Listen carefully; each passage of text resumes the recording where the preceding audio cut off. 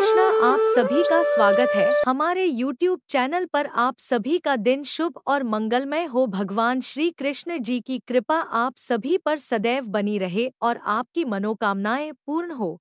आज हम आपके लिए पौष मास कथा का अध्याय 13 लेकर आए हैं, जिसमें एक ऐसे भक्त की कहानी है जिसने भगवान विष्णु की कृपा से अपने जीवन को बदल दिया। बहुत समय पहले एक राज्य था जिसका नाम धर्मपुर था। इस राज्य के राजा धर्मसेन अपनी प्रजा के लिए न्यायप्रिय और भगवान विष्णु के अनन्य भक्त थे। लेकिन उनके 4 पुत्रों में से केवल सबसे छोटे पुत्र व्रतनाथ ने धर्म का मार्ग अपनाया था। व्रतनाथ ने अपने बड़े भाइयों से कहा, भाइयों, धर्म का मार्ग छोड़कर पाप के रास्ते पर क्यों चल रहे हो? भगवान विष्णु की भक्ति ही हमें कष्टों से मुक्त कर सकती है। परंतु भाइयों ने उसकी बातों का मजाक उड़ाया और कहा, धर्म का पालन करने से केवल कष्ट मिलता है। पौष मास की सर्द रातों में व्रतनाथ ने ठंड की परवाह किए बिना श्रीहरि की पूजा की। भगवान विष्णु ने उसकी भक्ति से प्रसन्न होकर उसे दर्शन दिए। हे व्रतनाथ, तुम्हारी भक्ति से मैं प्रसन्न हूँ। जो भी इस मास में मेरी पूजा करेगा और कथा सुनेगा, उसे सभी पापों से मुक्ति मिलेगी।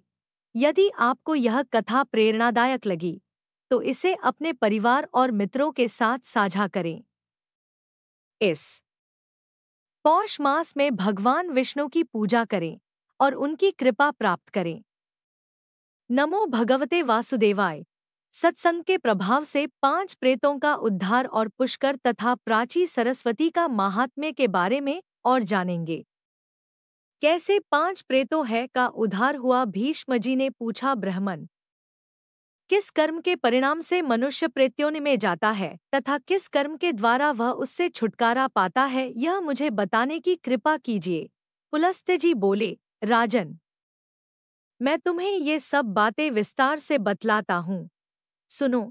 जिस कर्म से जीव प्रेत होता है तथा जिस कर्म के द्वारा देवताओं के लिए भी दुस्तर घोर नरक में पड़ा हुआ प्राणी भी उससे मुक्त हो जाता है, उसका वर्णन करता हूँ। प्रेत्योनि में पड़े हुए मनुष्य सत्पुरुषों के साथ वार्तालाप तथा पुण्यतीर्थों का बारंबार कीर्तन करने से उससे छुटकारा पा जाते हैं। भीष्म, सुना जाता है प्राचीन काल में कठिन नियमों का पालन करने वाले एक ब्राह्मण थे, जो पृथु नाम से सर्वत्र विख्यात थे। वे सदा संतुष्ट रहा करते थे। उन्हें योग का ज्ञान था। वे प्रतिदिन स्वाध्याय, होम और जप, यज्ञ में संलग्न रहकर समय व्यतीत करते थे। उन्हें परमात्मा के तत्व का बोध था। वे शम, मनोनिग्रह, दम, इंद्रिय संयम और क्षमा से युक्त रहते थे। उनका चित्त अहिंसा धर्म में स्थित था। वे सदा अपने कर्तव्य का ज्ञान रखते थे। ब्रह्मचर्य, तपस्या, पितृकार्य, श्राद्ध तर्पण और वैदिक कर्मों में उनकी प्रवृत्ति थी। वे परलोक का भय मानते और सत्य भाषण में रत रहते थे। सबसे मीठे वचन बोलते और अतिथियों के सत्कार में मन लगाते थे। सुख दुखादि संपूर्ण द्वंद्वों का परित्याग करने के लिए सदा योगाभ्यास में तत्पर रहते थे। अपने कर्तव्य के पालन और स्वाध्याय में लगे रहना उनका नित्य का नियम था। इस प्रकार संसार को जीतने की इच्छा से वे सदा शुभ कर्म का अनुष्ठान किया करते थे। ब्राह्मण देवता को वन में निवास करते अनेकों वर्ष व्यतीत हो गए। एक बार उनका ऐसा विचार हुआ कि मैं तीर्थ यात्रा करूं, तीर्थों के पावन जल से अपने शरीर को पवित्र बनाऊं। ऐसा सोचकर उन्होंने सूर्योदय के समय शुद्ध चित्त से पुष्कर तीर्थ में स्नान किया और गायत्री का जप तथा नमस्कार करके यात्रा के लिए चल पड़े।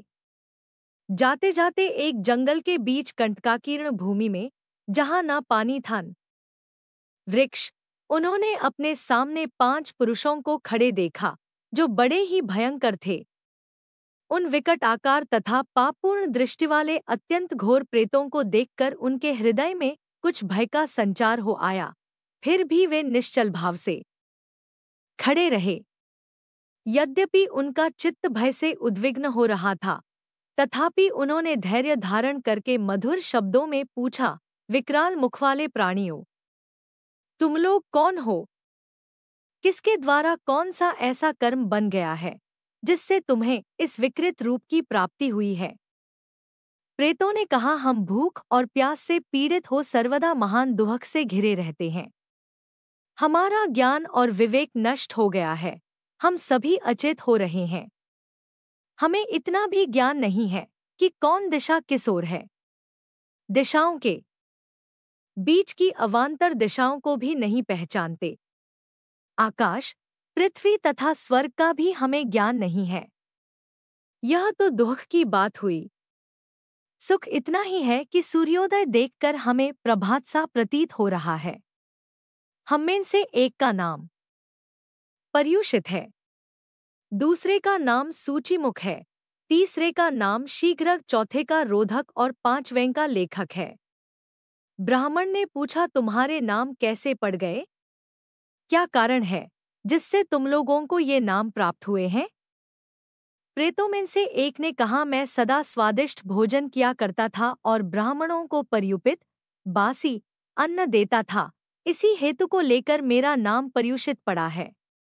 मेरे इस साथी ने अन्न आदि के अभिलाषी बहुत से ब्राह्मणों की हिंसा की है, इसलिए इसका नाम सूचीमुख पड़ा है। यह तीसरा प्रेत भूखे ब्राह्मण के वाचना करने पर भी उसे कुछ देने के भय से शीघ्रतापूर्वक वहां से चला गया था, इसलिए इसका नाम शीघ्रग हो गया।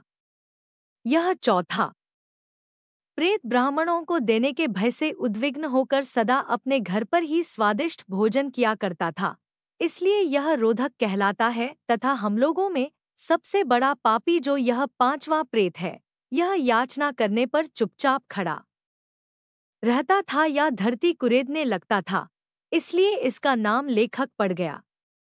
लेखक बड़ी कठिनाई से चलता है, रोधक को सिर नीचा करके चलना पड़ता है। शीघ्रक पंगु हो गया है।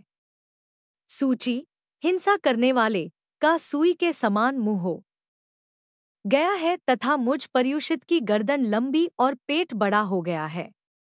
अपने पाप के प्रभाव से मेरा अंडकोश भी बढ़ गया है तथा दोनों ओठ भी लंबे होने के कारण लटक गए हैं। यही हमारे प्रेत्योनि में आने का वृत्तांत है, जो सब मैंने तुम्हें बता दिया। यदि तुम्हारी इच्छा हो तो कुछ और भी पूछो, पूछने पर उस बात को भी बताएंगे। ब्राह्मण बोले, इस पृथ्वी पर जितने भी जीव रहते हैं उन सब की स्थिति आहार पर ही निर्भर है, अतः मैं तुम लोगों का भी आहार जानना चाहता हूँ। प्रेत बोले, विप्रवर, हमारे आहार की बात सुनिए। हम लोगों का आहार सभी प्राणियों के लिए निंदित है, उसे सुनकर आप भी बारंबार निंदा करेंगे। बलगम, देश, पाखाना और स्त्री के शरीर का मेल, इन्हीं से हमारा भोजन चलता है। जिन घरों में पवित्रता नहीं है वहां प्रेत भोजन करते हैं। जो घर स्त्रियों के द्वारा दग्ध और छिन्न भिन्न है, जिनके सामान इधर उधर बिखरे पड़े रहते हैं तथा मलमूत्र के द्वारा जो घृणित अवस्था को पहुंच चुके हैं, उन्हीं घरों में प्रेत भोजन करते हैं। जिन घरों में मानसिक लज्जा का अभाव है, पतितों का निवास है तथा जहाँ के निवासी लूटपाट का काम करते हैं, वहीं प्रेत भोजन करते हैं। जहाँ बलिवैश्वदेव तथा वेद मंत्रों का उच्चारण नहीं होता, होम और व्रत नहीं होते, यहाँ प्रेत भोजन करते हैं। जहाँ गुरुजनों का आदर नहीं होता, जिन घरों में स्त्रियों का प्रभुत्व है, जहाँ क्रोध और लोभ ने अधिकार जमा लिया है, वहीं प्रेत भोजन करते हैं। तात मुझे अपने भोजन का परिचय देते लगा हो रही है, अतः इससे अधिक मैं कुछ नहीं कह सकता।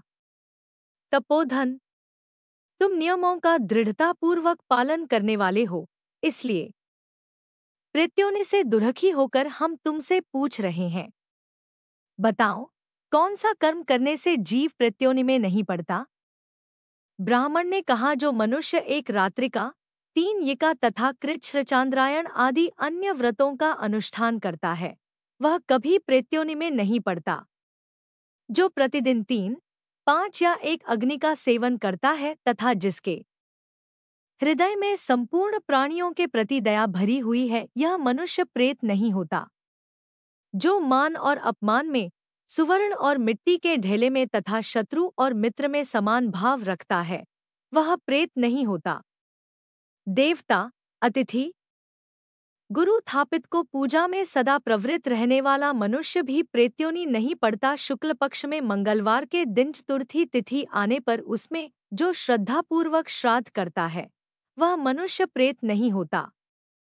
जिसने क्रोध को जीत लिया है, जिसमें डाह का सर्वथा अभाव है, जो तृष्णा और आसक्ति से रहित, क्षमावान और दानशील है, वह प्रत्योनि में नहीं जाता। जो गौ, ब्राह्मण, तीर्थ, पर्वत, नदी और देवताओं को प्रणाम करता है, वह मनुष्य प्रेत नहीं होता। प्रेत बोले, महामुने, आपके मुख से नाना प्रकार के धर्म सुनने को मिले। हम दुखी जीव हैं, इसलिए पुनः पूछते हैं, जिस कर्म से प्रत्योनि में जाना पड़ता है, वह हमें बताइए। ब्राह्मण ने कहा, यदि कोई द्विज और विशेषतः ब्राह्मण शूद्र का अन्न खाकर उसे पेट में लिए ही मर जाए तो वह प्रेत होता है। जो आश्रम धर्म का त्याग करके मदिरा पीता, पराई स्त्री का सेवन करता तथा प्रतिदिन मांस खाता है, उस मनुष्य को प्रेत होना पड़ता है। जो ब्राह्मण यज्ञ के अंधिकारी पुरुषों से यज्ञ करवाता, अधिकारी पुरुषों का त्याग करता और शूद्र की सेवा में रत रहता है, वह प्रत्योनि में जाता है। जो मित्र की धरोहर को हड़प लेता, शूद्र का भोजन बनाता, विश्वासघात करता और कूटनीति का आश्रय लेता है, वह निश्चय ही प्रेत होता है। ब्रह्महत्यारा, गोघाती, चोर, शराबी, गुरुपत्नी के साथ संभोग करने वाला तथा भूमि और कन्या का अपहरण करने वाला निश्चय ही प्रेत होता है। जो पुरोहित नास्तिकता में प्रवृत्त होकर अनेकों ऋत्विजों के लिए मिली हुई दक्षिणा को अकेले ही हड़प लेता है, उसे निश्चय ही प्रेत होना पड़ता है। विप्रवर पृथु जब इस प्रकार उपदेश कर रहे थे, उसी समय आकाश में सहसा नगारे बजने लगे। हजारों देवताओं के हाथ से छोड़े हुए फूलों की वर्षा होने लगी। प्रेतों के लिए चारों ओर से विमान आ गए। आकाशवाणी हुई, इन ब्राह्मण देवता के साथ वार्तालाप और पुण्यकथा का कीर्तन करने से तुम सब प्रेतों को दिव्यक्ति प्राप्त हुई है। इस प्रकार सत्संग के प्रभाव से उन प्रेतों का उद्धार हो गया। गंगानंदन, यदि तुम्हें कल्याण साधन की आवश्यकता है तो तुम आलस्य छोड़कर पूर्ण प्रयत्न करके सत्पुरुषों के साथ वार्तालाप सत्संग करो। यह 5 प्रेतों की कथा संपूर्ण धर्मों का तिलक है। जो मनुष्य इसका 1 लाख पाठ करता है, उसके वंश में कोई प्रेत नहीं होता। जो अत्यंत श्रद्धा और भक्ति के साथ इस प्रसंग का बारंबार श्रवण करता है, वह भी प्रेत्योनि में नहीं पड़ता। भीष्म जी ने पूछा, ब्रह्मांड पुष्कर की स्थिति अंतरिक्ष में क्यों कर बतलाई जाती है? धर्मशील मुनि इस लोक में उसे कैसे प्राप्त करते हैं और किस किसने प्राप्त किया है? पुलस्त्य जी बोले, राजन, एक समय की बात है, दक्षिण भारत के निवासी 1 करोड़ ऋषि पुष्कर तीर्थ में स्नान करने के लिए आए, किंतु पुष्कर आकाश में स्थित हो गया। यह जानकर वे समस्त मुनि प्राणायाम में तत्पर हो परब्रह्म का ध्यान करते हुए 12 वर्षों तक वहीं खड़े रह गए। तब ब्रह्मा जी, इंद्र आदि संपूर्ण देवता तथा ऋषि महर्षि आकाश में अलक्षित होकर उन्हें पुष्कर प्राप्ति के लिए अत्यंत दुष्कर नियम बताते हुए बोले, द्विजगण, तुम लोग मंत्र द्वारा पुष्कर का आवाहन करो। आपो ही ष्ठामयो शून्य इत्यादि 3 ऋचाओं का जप करने से यह तीर्थ तुम्हारे समीप आ जाएगा और अघमर्षण मंत्र का जप करने से पूर्ण फलदायक होगा। उन ब्रह्मर्षियों की बात समाप्त होने पर उन सब मुनियों ने वैसा ही किया। ऐसा करने से वे परम पावन बन गए, उन्हें पुष्कर प्राप्ति का पूरा पूरा फल मिल गया। राजन, जो कार्तिक को पूर्णिमा को पुष्कर में स्नान करता है, वह परम पवित्र हो जाता है। ब्रह्मा जी के सहित पुष्कर तीर्थ सबको पुण्य प्रदान करने वाला है। वहां आने वाले सभी वर्णों के लोग अपने पुण्य की वृद्धि करते हैं। वे मंत्र ज्ञान के बिना ही ब्राह्मणों के तुल्य हो जाते हैं, इसमें तनिक भी संदेह नहीं है। यदि कार्तिक की पूर्णिमा को कृत्तिका नक्षत्र हो तो उसे स्नानदान के लिए अत्यंत उत्तम समझना चाहिए। यदि उस दिन भरणी नक्षत्र हो तो भी वह तिथि मुनियों द्वारा परम पुण्यदायिनी बतलाई गई है, और यदि उस तिथि को रोहिणी नक्षत्र हो तो वह महाकार्तिकी पूर्णिमा कहलाती है। उस दिन का स्नान देवताओं के लिए भी दुर्लभ है।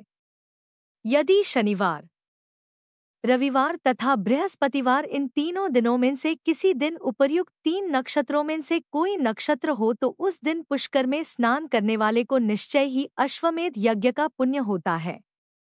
उस दिन किया हुआ दान और पितरों का तर्पण अक्षय होता है। यदि सूर्य विशाखा नक्षत्र पर और चंद्रमा कृत्तिका नक्षत्र पर हों तो पद्मक नाम का योग होता है। यह पुष्कर में अत्यंत दुर्लभ माना गया है। जो आकाश से उतरे हुए ब्रह्मा जी के इस शुभ तीर्थ में स्नान करते हैं, उन्हें महान अभ्युदयशाली लोकों की प्राप्ति होती है। महाराज, उन्हें दूसरे किसी पुण्य के करने न करने की लालसा नहीं रहती। यह मैंने सच्ची बात कही है। पुष्कर इस पृथ्वी पर सब तीर्थों में श्रेष्ठ बताया गया है। संसार में इससे बढ़कर पुण्य तीर्थ दूसरा कोई नहीं है। कार्तिक की पूर्णिमा को यह विशेष पुण्यदायक होता है। वहां उदुम्बर वन से सरस्वती का आगमन हुआ है और उसी के जल से मुनिजन सेवित पुष्कर तीर्थ भरा हुआ है। सरस्वती ब्रह्मा जी की पुत्री है। वह पुण्यसलिला एवं पुण्यदायिनी नदी है। वंशस्तंभ से विस्तृत आकार धारण करके वह उत्तर की ओर प्रवाहित हुई है। इस रूप में कुछ दूर जाकर वह फिर पश्चिम की ओर बहने लगती है और वहां से प्राणियों पर दया करने के लिए अदृश्य भाव का परित्याग करके स्वच्छ जल की धारा बहाती हुई प्रकट रूप में स्थित होती है। कनका, सुप्रभा, नंदा, प्राची और सरस्वती ये 5 स्रोत पुष्कर में विद्यमान है। इसलिए ब्रह्मा जी ने सरस्वती को पंचस्त्रोता कहा है। उसके तट पर अत्यंत सुंदर तीर्थ और मंदिर हैं, जो सब ओर से सिद्धों और मुनियों द्वारा सेवित हैं। उन सब तीर्थों में सरस्वती ही धर्म को हेतु है। वहां स्नान करने, जल पीने तथा सुवर्ण आदि दान करने से महानदी सरस्वती अक्षय फल उत्पन्न करती है। मुनीश्वरगण अन्न और वस्त्र का दान श्रेष्ठ बतलाते हैं। जो मनुष्य सरस्वती तटवर्ती तीर्थों में उक्त वस्तुओं का दान करते हैं, उनका दान धर्म का साधक और अत्यंत उत्तम माना गया है। जो स्त्री या पुरुष संयम से रहकर प्रयत्नपूर्वक उन तीर्थों में उपवास करते हैं, वे ब्रह्मलोक में जाकर यथेष्ट आनंद का अनुभव करते हैं। जो स्थावर या जंगम प्राणी प्रारब्ध कर्म का क्षय हो जाने पर सरस्वती के तट पर मृत्यु को प्राप्त होते हैं, वे सब हठात यज्ञ के संपूर्ण श्रेष्ठ फल प्राप्त करते हैं। जिनका चित्त जन्म और मृत्यु आदि के दुख से पीड़ित है, उन मनुष्यों के लिए सरस्वती नदी धर्म को उत्पन्न करने वाली अरणी के समान है। अतः मनुष्यों को प्रयत्नपूर्वक उत्तम फल प्रदान करने वाली महानदी सरस्वती का सब प्रकार से सेवन करना चाहिए। जो सरस्वती के पवित्र जल का नित्य पान करते हैं, वे मनुष्य नहीं, इस पृथ्वी पर रहने वाले देवता है। द्विजलोग यह दान एवं तपस्या से जिस फल को प्राप्त करते हैं, वह यहाँ स्नान करने मात्र से शूद्रों को भी सुलभ हो जाता है। महापातकी मनुष्य भी पुष्कर तीर्थ के दर्शन मात्र से पाप रहित हो जाते हैं और शरीर छूटने पर स्वर्ग को जाते हैं। पुष्कर में उपवास करने से पौंडरीक यज्ञ का फल मिलता है। जो यहाँ अपनी शक्ति के अनुसार प्रतिमास भक्तिपूर्वक ब्राह्मण को तिल का दान करता है, वह वैकुंठ धाम को प्राप्त होता है। जो मनुष्य वहाँ शुद्ध वृत्ति से रहकर 3 रात तक उपवास करते हैं और ब्राह्मणों को धन देते हैं, वे मरने के पश्चात ब्रह्मा का रूप धारण कर विमान पर आरूढ़ हो ब्रह्मा जी के साथ सायुज्य मोक्ष को प्राप्त होते हैं। पुष्कर में गंगोद्भेद तीर्थ है, जहाँ नदियों में श्रेष्ठ गंगा जी सरस्वती को देखने के लिए आई थी। उस समय वहां आकर गंगाजी ने कहा, सखी, तुम बड़ी सौभाग्यशालिनी हो। तुमने देवताओं का वह दुष्कर कार्य किया है जिसे दूसरा कोई कभी नहीं कर सकता था।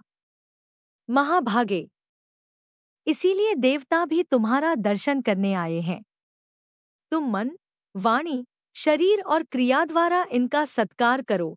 पुलस्त्य जी कहते हैं, गंगा जी के ऐसा कहने पर ब्रह्मकुमारी सरस्वती उन सुरेश्वरों की पूजा करके फिर अपनी सखियों से मिली। ज्येष्ठ और मध्यम पुष्कर के बीच उनका विश्वविख्यात समागम हुआ था। वहां सरस्वती का मुख पश्चिम दिशा की ओर और गंगा का उत्तर की ओर है। तदंतर पुष्कर में आए हुए समस्त देवता सरस्वती के दुष्कर कर्म का महत्व समझकर उसकी स्तुति करने लगे। देवता बोले, देवी, तुम ही धृति, तुम ही मति, तुम ही लक्ष्मी, तुम ही विद्या और तुम ही परागति हो।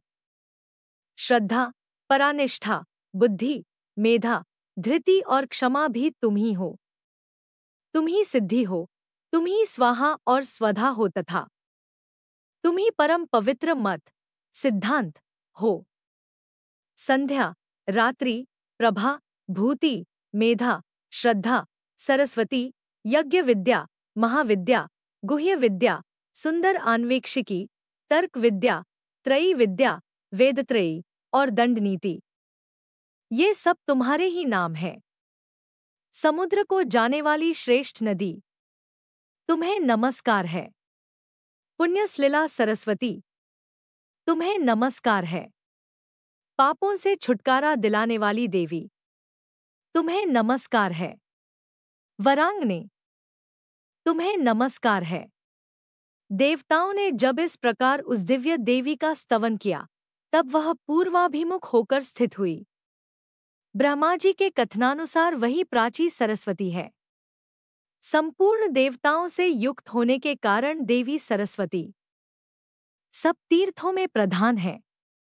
वहां सुधावट नाम का एक पितामह संबंधी तीर्थ है, जिसके दर्शन मात्र से महापातकी पुरुष भी शुद्ध हो जाते हैं और ब्रह्मा जी के समीप रहकर दिव्य भोग भोगते हैं। जो नरश्रेष्ठ वहां उपवास करते हैं, वे मृत्यु के पश्चात हंसयुक्त विमान पर आरूढ़ हो निर्भयतापूर्वक शिवलोक को जाते हैं। जो लोग वहां शुद्ध अंतःकरण वाले ब्रह्मज्ञानी महात्माओं को थोड़ा भी दान करते हैं, उनका वह दान उन्हें 100 जन्मों तक फल देता रहता है। जो मनुष्य वहां टूटे फूटे तीर्थों का जीर्णोद्धार करते हैं, वे ब्रह्मलोक में जाकर सुखी एवं आनंदित होते हैं। जो मनुष्य वहां ब्रह्मा जी की भक्ति के परायण हो पूजा, जप और होम करते हैं, उन्हें वह सब कुछ अनंत पुण्य फल प्रदान करता है। उस तीर्थ में दीप दान करने से ज्ञान नेत्र की प्राप्ति होती है। मनुष्य अतीन्द्रिय पद में स्थित होता है और धूप दान से उसे ब्रह्मधाम प्राप्त होता है। अधिक क्या कहा जाए, प्राची सरस्वती और गंगा के संगम में जो कुछ दिया जाता है, वह जीते जी तथा मरने के बाद भी अक्षय फल प्रदान करने वाला होता है। वहां स्नान, जप और होम करने से अनंत फल की सिद्धि होती है। भगवान श्री रामचंद्र जी ने भी उस तीर्थ में आकर मार्कंडेय जी के कथनानुसार अपने पिता दशरथ जी के लिए पिंड दान और श्राद्ध किया था। वहां एक चौकोर बावली है, जहां पिंडदान करने वाले मनुष्य हंसयुक्त विमान से स्वर्ग को जाते हैं। यज्ञवेत्ताओं में श्रेष्ठ ब्रह्मा जी ने उस तीर्थ के ऊपर उत्तम दक्षिणाओं से युक्त पितृमेध यज्ञ श्राद्ध किया था। उसमें उन्होंने वसुओं को पितर, रुद्रों को पितामह और आदित्यों को प्रपितामह नियत किया था। फिर उन तीनों को बुलाकर कहा, आप लोग सदा यहाँ विराजमान रहकर पिंडदान आदि ग्रहण किया करें। वहाँ जो पितृकार्य किया जाता है, उसका अक्षय फल होता है। पितर और पितामह संतुष्ट होकर उन्हें उत्तम जीविका की प्राप्ति के लिए आशीर्वाद देते हैं। वहां तर्पण करने से पितरों की तृप्ति होती है और पिंडदान करने से उन्हें स्वर्ग मिलता है। इसलिए सब कुछ छोड़कर प्राची सरस्वती तीर्थ में तुम पिंडदान करो। प्रत्येक पुत्र को उचित है कि वह वहां जाकर अपने समस्त पितरों को यत्नपूर्वक तृप्त करे। वहां प्राचीनेश्वर भगवान का स्थान है। उसके सामने आदितीर्थ प्रतिष्ठित है, जो दर्शन मात्र से मोक्ष प्रदान करने वाला है। वहां के जल का स्पर्श करके मनुष्य जन्म मृत्यु के बंधन से छुटकारा पा जाता है। उसमें स्नान करने से वह ब्रह्मा जी का अनुचर होता है। जो मनुष्य आदितीर्थ में स्नान करके एकाग्रतापूर्वक थोड़े से अन्न का भी दान करता है, वह स्वर्गलोक को प्राप्त होता है। जो विद्वान वहां स्नान करके ब्रह्मा जी के भक्तों को सुवर्ण और खिचड़ी दान करता है, वह स्वर्गलोक में सुखी एवं आनंदित होता है। जहाँ प्राची सरस्वती विद्यमान है, वहाँ मनुष्य दूसरे साधन की खोज क्यों करते हैं? प्राची सरस्वती में स्नान करने से जिस फल की प्राप्ति होती है, उसी के लिए तो जप तप आदि साधन किए जाते हैं। जो भगवती प्राची सरस्वती का पवित्र जल पीते हैं, उन्हें मनुष्य नहीं, देवता समझना चाहिए। यह मार्कंडेय मुनि का कथन है। सरस्वती नदी के तट पर पहुंचकर स्नान करने का कोई नियम नहीं है। भोजन के बाद अथवा भोजन के पहले, दिन में अथवा रात्रि में भी स्नान किया जा सकता है। वह तीर्थ अन्य सब तीर्थों की अपेक्षा प्राचीन और श्रेष्ठ माना गया है। वह प्राणियों के पापों का नाशक और पुण्यजनक बतलाया गया है। आज की कथा पसंद आए तो इसे लाइक करके चैनल को जरूर सब्सक्राइब करिएगा। और आज आप हमारे चैनल पर शनिवार व्रत कथा और शनि प्रदोष व्रत कथा भी जरूर सुनिए। जय शनि देव। ओम नमः शिवाय। हर हर महादेव।